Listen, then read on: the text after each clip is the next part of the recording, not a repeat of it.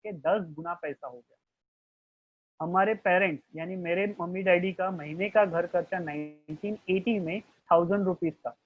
आप कोई भी अगर बोलोगे नहीं ये सच नहीं है, 1980 का मैं आपको बता सकता हूँ। 1980 में class one officer state bank of India, class one officer है मतलब बैंक में जो ऑफिसर है उसकी महीने की सैलरी 1100 रुपया थी 1980 में।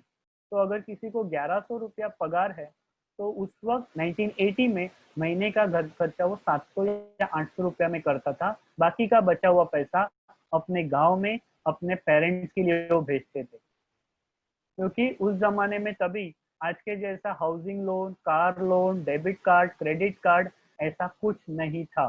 तो हमारे पेरेंट्स जो कुछ 1100 रुपया या फिर 1000 रुपया उनको मिलता था उसमें से ही घर खर्चा चलाते थे। लेकिन आने वाले 10 साल में 20 साल में 2000 में आपका घर खर्चा दोस्तों कितना हुआ? 10,000।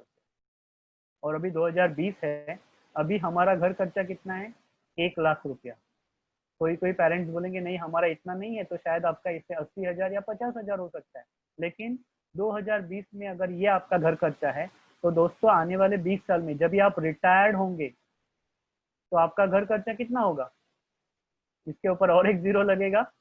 यस, 10 लाख रुपया हर महीने का घर खर्चा।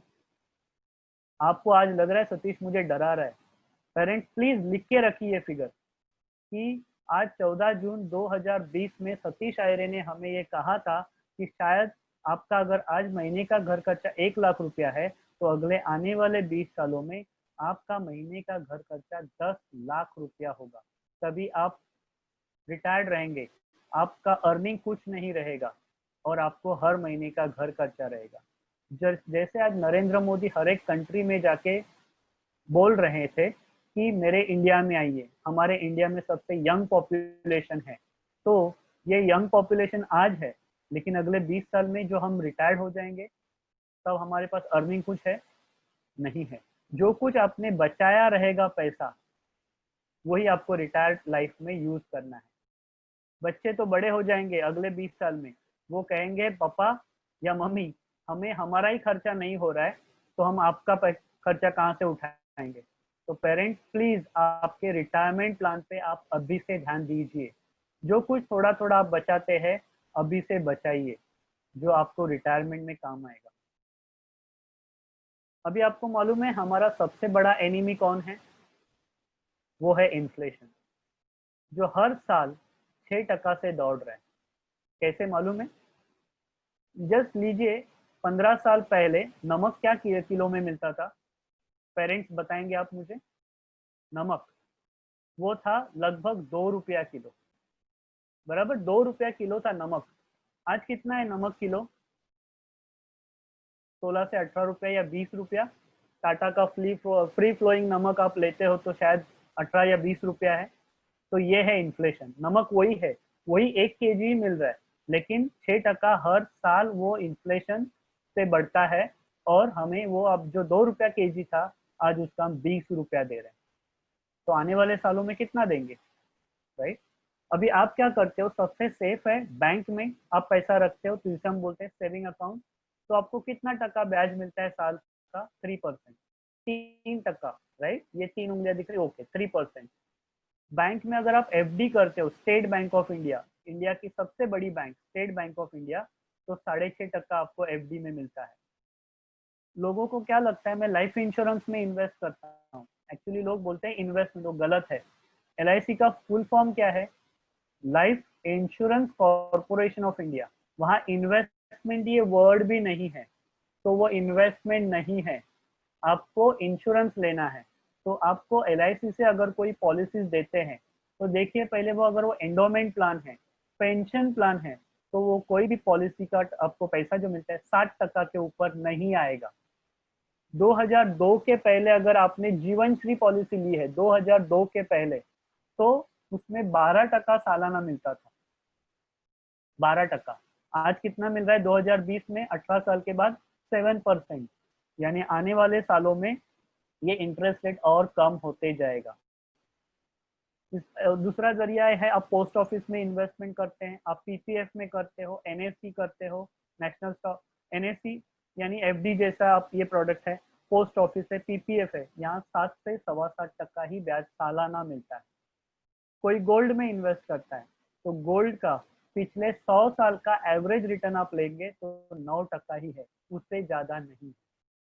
कोई बोलता है हम प्रॉपर्टी में इन्वेस्टमेंट करते हैं, तो प्रॉपर्टी में कोई रेगुलेटर भी नहीं है। जैसे स्टॉक मार्केट में, शेयर मार्केट में इंडिया में रेगुलेटर है, बॉम्बे स्टॉक एक्सचेंज है, BSE, NSE, national stock exchange.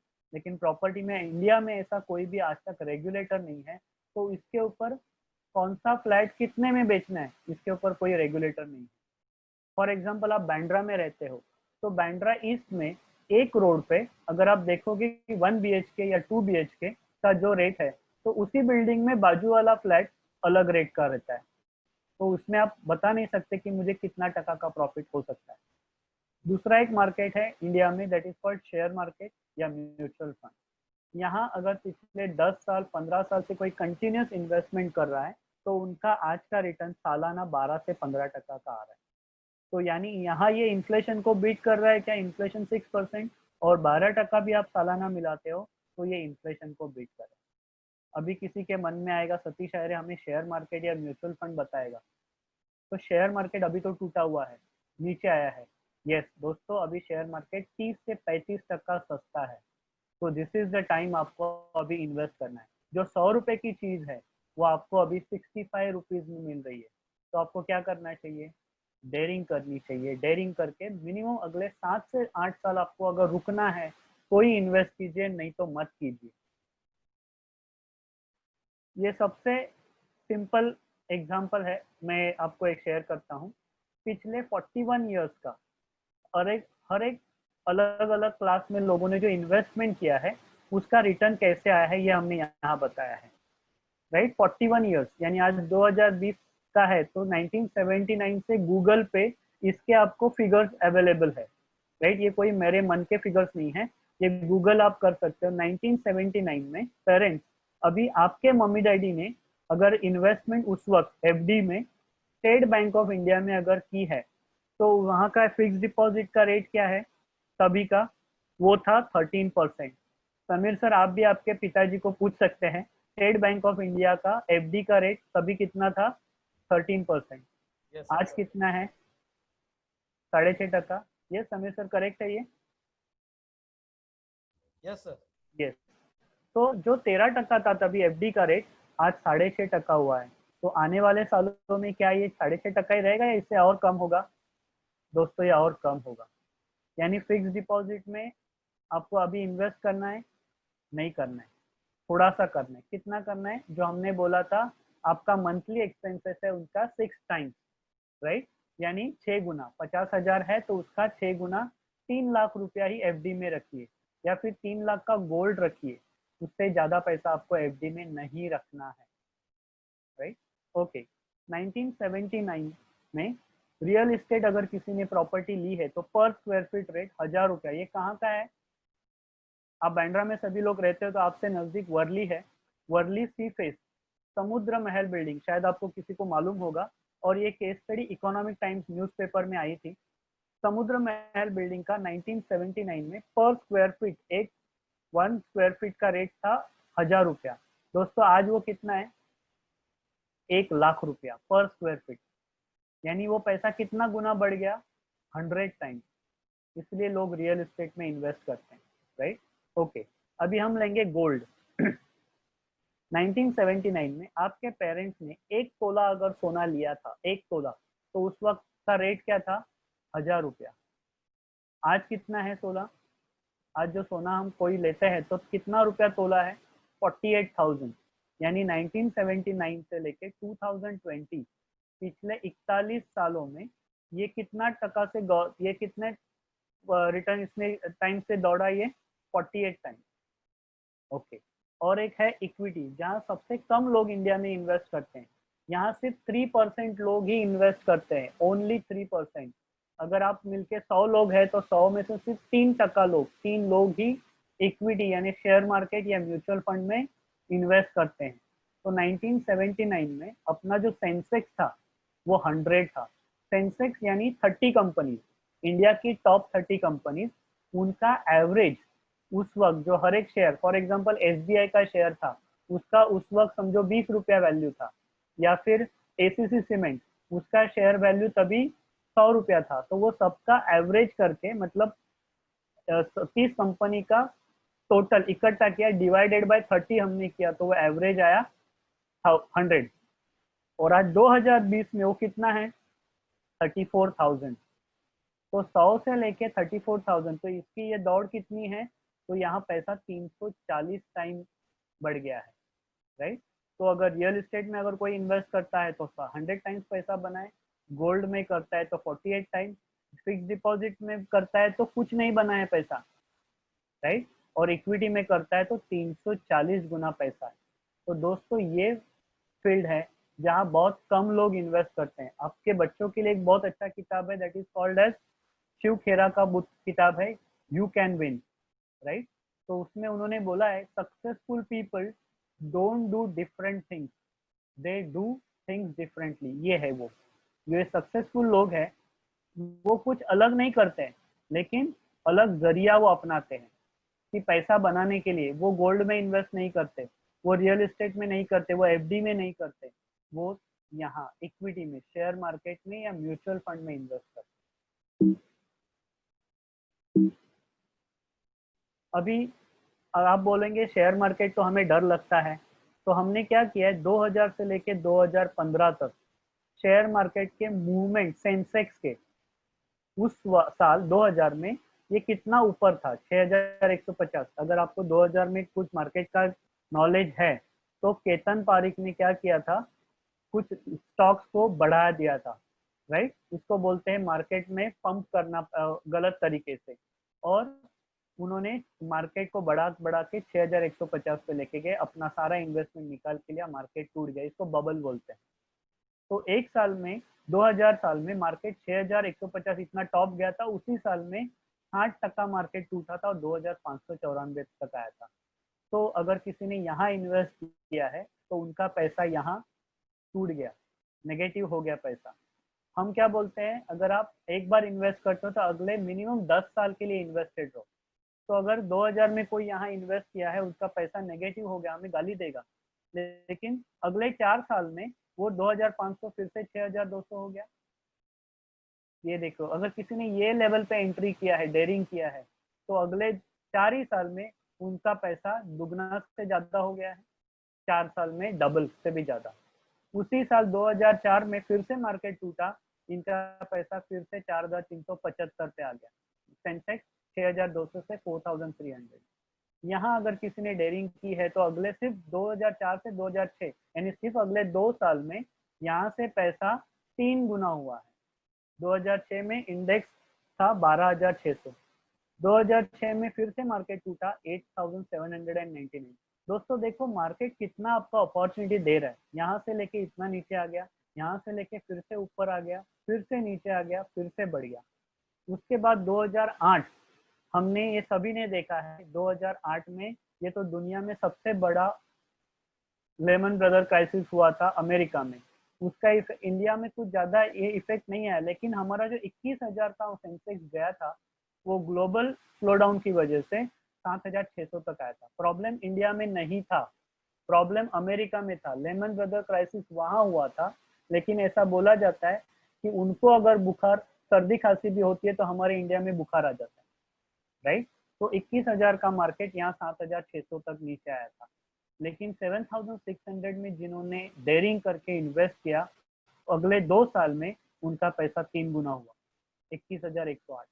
उसी साल 2010 में हमने देखा था, मनमोहन सिंह गवर्नमेंट, कांग्रेस का जो था, तो मार्केट 21,000 से टॉप जाने के बावजूद भी नीचे 15,000 तक आया था। 2014 में फिर से मार्केट, नरेंद्र मोदी जी का गवर्नमेंट आ गया, मार्केट 30,000 पे गया। 2015 में उसी साल मार्केट 22,000 पे भी आ गया। आज 2022 हमने जनवरी में 42,000 का इंडेक्स देखा है, और आज जून में, एट द सेम टाइम मार्च में, जब भी ये कोरोना का वायरस का इफेक्ट आया था, हमने देखा था मार्केट कितना नीचे आया था, 25,000, 42,000 से लेके जनवरी में 42,000 जो मार्केट था, वो 2020 23 मार्च और 24 मार्च को हमने देखा 25,000 आया था, और 25,000 से लेके मार्च से आज जून है, अभी तक मार्च, अप्रैल, मई और जून 3 महीना पूरा नहीं हुआ है, 25,000 से मार्केट अभी 34,000, 34,000 है। मार्केट ने कितनी अपॉर्चुनिटी आपको दी है देखिए। अभी आपका इन्वेस्टमेंट कैसे होना चाहिए, राइट? आपका इन्वेस्टमेंट कैसे होना चाहिए, तो आपके डाइट प्लान जैसा होना चाहिए। इसमें सब कुछ है देखिए, दाल है, चपाती है, चावल है, राइट? तो इसमें इसको हम बोलते हैं संपूर्ण अन्न, पूर्णान्न, right? Liquid fund, diet plan भी हो आपका कैसा होना चाहिए। तो जो हमने बोला ना इमरजेंसी फंड, ये कहाँ होना चाहिए, आपके लिक्विड फंड में पैसा होना चाहिए। आप बैंक में रखते हो सेविंग अकाउंट में, आपको 3% ब्याज मिलता है, और लिक्विड फंड में कितना टका ब्याज मिलता है, तो आज फिलहाल 5% से लेके 6% तक लिक्विड फंड में ब्याज मिलता है सालाना, राइट? लिक्विड फंड सेफ है क्या? सबसे सेफ है, म्यूचुअल फंड के ये लिक्विड फंड है। तो आप अब सोचो कि बैंक भी पैसा कहाँ इन्वेस्ट करती है, लिक्विड फंड में ही इन्वेस्ट करती है। हमें म्यूचुअल फंड में, हमारे पास लिक्विड फंड में बैंक पैसा देती है। आपका जो पैसा स्टेट बैंक ऑफ इंडिया में सेफ है आप बोलते हैं ना, तो बैंक ने वो पैसा हमें लिक्विड फंड में दिया है। जरा सोचिए, आजकल हर एक बैंक का लिक्विड फंड है, हर एक बैंक का ऑलमोस्ट म्यूचुअल फंड है। स्टेट बैंक ऑफ इंडिया अगर आपकी है, तो स्टेट बैंक ऑफ इंडिया का म्यूचुअल फंड है। आईसीआईसीआई बैंक है तो आईसीआईसीआई बैंक का म्यूचुअल फंड है। एचडीएफसी बैंक है तो एचडीएफसी का म्यूचुअल फंड है। यानी हर एक बैंक ने आज म्यूचुअल फंड है। क्यों है? क्योंकि उनका पैसा यहाँ सेफ रहता है। यहाँ रिस्क है क्या? बहुत कम रिस्क होती है, बहुत कम रिस्क होती है, राइट? यहाँ ओवरनाइट फंड, आप 1 या 2 दिन के लिए भी पैसा रख सकते हैं, ओवरनाइट फंड जिसे बोला जाता है, और ये सबसे सेफ है। आप म्यूचुअल फंड में यहाँ इन्वेस्ट करके अगले दिन ये पैसा निकाल सकते हैं।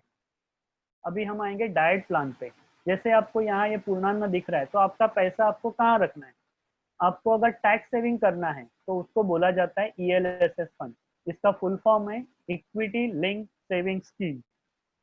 इसका full form equity link saving scheme, यानी आप under section 80C tax saving के लिए आप पैसा जो LIC के पॉलिसी में रखते हैं, या फिर बैंक एफडी करते हैं जिसको आपको टैक्स सेविंग 80C में लेना है, तो हम बोलते हैं म्यूचुअल फंड में ईएलएसएस में लगाओ। अभी तो मार्केट 35% सस्ता है, तो आपको यहाँ सस्ते में इन्वेस्टमेंट होगी, और ये पैसा कितने साल के लिए ब्लॉक होगा, तो सिर्फ 3 साल के लिए, सिर्फ 3 साल। आप क्या करते हैं, पीपीएफ या पीएफ में इन्वेस्ट करते हैं, जिसको आपको टैक्स बेनिफिट 80C का मिलता है। लेकिन पीपीएफ में इन्वेस्ट करोगे तो कितने साल पैसा ब्लॉक होता है? अगले 15 साल, राइट? और ईएलएसएस में कितने साल पैसा ब्लॉक होगा? तो सिर्फ 3 साल। तो कौन सा अच्छा है? अच्छा, पीपीएफ में सेफ है, लेकिन आपको मालूम है पीपीएफ का अभी टका कितना मिलता है? 7.25, 7.15 हुआ है फिलहाल, अभी तो 7.15, जो पिछले 2012 में कितना था? 12%, या 2008 के लगभग आप देखोगे तो 12% था, अभी 7.15 आ रहा है। यानी अगर अगर मैं ईएलएसएस में करूँ, जब भी अभी 35% मुझे सस्ता मिलेगा, और अगले 3 साल के बाद या 5 साल में भी अगर आप विड्रॉ करोगे, आपको कम से कम 12 से 15% सालाना रिटर्न यहाँ से आ सकता है। आपको थोड़ा सा रिस्क लेना है तो आप मिड कैप और स्मॉल कैप में इन्वेस्ट कर सकते हैं। आपको सेफर साइड जाना है तो इंडिया के टॉप कंपनीज को बोला जाता है लार्ज कैप फंड, आप यहाँ इन्वेस्ट कीजिए। सतीश, मुझे इससे भी सेफर साइड जाना है तो डेट फंड है, राइट? या फिर बैलेंस फंड है, मुझे थोड़ा सा रिस्क लेना है लेकिन मुझे लार्ज कैप कंपनीज में भी इन्वेस्ट करना है, तो बैलेंस फंड में आप इन्वेस्ट कर सकते हैं। तो ऐसा हम आपका पोर्टफोलियो बनाते हैं, राइट? और आपको हाई रिस्क लेनी है तो थीमेटिक फंड है। जैसे अभी कोरोना की वजह से लोग डरे हुए हैं, लेकिन क्या आपको मालूम है लोगों ने सबसे ज्यादा इन्वेस्टमेंट कहाँ किया है? यस, बता सकते हैं आप कोई? समीर सर, थीमेटिक फंड में इन्वेस्टमेंट लोगों ने सबसे ज्यादा किया, उसको बोला जाता है म्यूचुअल फंड में किया था। म्यूचुअल फंड में pharma sector. Right, pharma sector अभी सबसे ज्यादा ये है, दवाइयां सब लोग ले रहे हैं, राइट? तो फार्मा सेक्टर, उसको थीमेटिक फंड हम बोलते हैं। जैसे कोई पावर में इन्वेस्ट करता है, इंफ्रास्ट्रक्चर में करता है, तो इसको थीमेटिक का पावर सेक्टर हम बोलते हैं, या फिर इंफ्रास्ट्रक्चर फंड बोलते हैं। तो वैसे अभी फिलहाल कौन सा फंड चल रहा है? Pharma sector. और कब तक चलेगा? ये कोरोना का रिजल्ट आने तक चलेगा, राइट? अभी सब जन आप दवाइयां ले रहे हैं, विटामिन सी की गोलियां ले रहे हैं, आप सैनिटाइजर यूज कर रहे हैं। किसको मालूम था 2 साल पहले कि सैनिटाइजर इतना बिजनेस दे सकता है? लेकिन अभी PP kit, sanitizer, hand wash, right, Hindustan Unilever, आज लार्ज कैप कंपनीज में देखो सबसे ज्यादा इन्वेस्टमेंट हो रहा है। कौन सी कंपनियां है ये? आज आपको ब्रेड लग रहा है हर रोज, ब्रेड बटर, तो ब्रिटानिया सबसे अच्छा शेयर चल रहा है, राइट। आपको हिंदुस्तान यूनिलीवर, आप साबुन यूज कर रहे हैं, हम तो हर रोज साबुन यूज करेंगे, टूथपेस्ट घर में बैठे हैं, फिर भी हम तेल साबुन यूज करें तो लार्ज कैप हिंदुस्तान यूनिलीवर चलेगा, राइट। ईएलएसएस में अभी टैक्स सेविंग के लिए अभी आप करोगे, अगले 5 साल के बाद पैसा निकलेगा, तो सबसे सस्ता यहाँ इन्वेस्ट होगा। अभी हम आएंगे आपके फाइनेंशियल प्लानिंग पे, थोड़ा सा इसके ऊपर हम गौर करेंगे। आपके सवाल आप लिख के रखिए पेरेंट्स। तो आपके गोल्स क्या क्या है? एक हो सकता है आपका रिटायरमेंट प्लानिंग, राइट, जो अगले 15 या 20 साल में आने वाला है। अगले 10 या 15 साल में आपके बच्चों का एजुकेशन या फिर उनका मैरिज या आएगा, तो वो कैसे कैलकुलेट करने का हम आपको बताते हैं। ये कुछ एग्जांपल्स हैं हमारे सामने। इनको आप पहचानते हैं कौन है? समीर सर, आपको शायद मालूम होगा, बताइए। सर मैं इतना पिक्चर्स देखता नहीं हूँ तो आप प्लान भी लेते हैं। Okay okay, very good. देखो बच्चों, समीर सर कितने बिजी रहते हैं आपके लिए, राइट, वो क्लासेस ही लेते हैं। और ये है AK हंगल साहब, राइट, 3 साल पहले इनकी डेथ हुई थी, तभी इनका एज था 93 ईयर्स। हमने इस शोले पिक्चर बहुत जन ने देखा है, इतना सन्नाटा क्यों है भाई, जो उनका डायलॉग फेमस था। AK हंगल साहब 93 ईयर्स, इन्होंने 60 साल हिंदी फिल्म इंडस्ट्री को दी थी, राइट। ये कौन है मालूम है? जब ये 93 ईयर्स के थे तो ये 73 ईयर्स के हैं, इनका ये बेटा है, राइट। तो ये 73 ईयर्स, ये भी बुजुर्ग है, तो सीनियर, ये सुपर सीनियर है, थे तभी, राइट। जिन्होंने फिल्म इंडस्ट्री को 60 साल से भी ज्यादा टाइम दिया था, उनका बेटा 73 ईयर्स। AK हंगल साहब नहीं रहे अभी, लेकिन क्या आपको मालूम है उनके ओल्ड एज में उनका घर खर्चा कौन चला रहा था? उनका दवाइयों का पैसा कहाँ से आ रहा था? महाराष्ट्र नवनिर्माण चित्रपट सेना और अमिताभ बच्चन जी उनको फंडिंग कर रहे थे।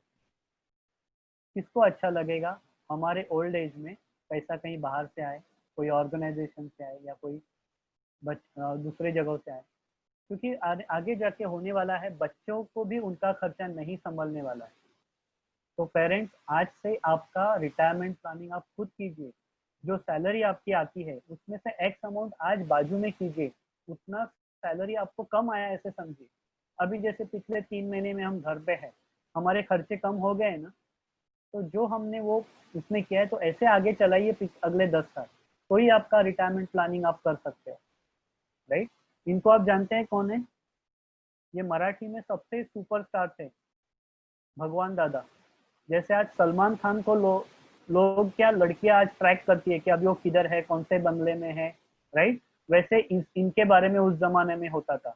दादर में ये जो बिल्डिंग में रहते थे, उसके बिल्डिंग के नीचे रोड पे जितनी गाड़ियां पार्क होती थी, वो सारी की सारी गाड़ियां इनकी थी, और उस जमाने की एम्पाला कार।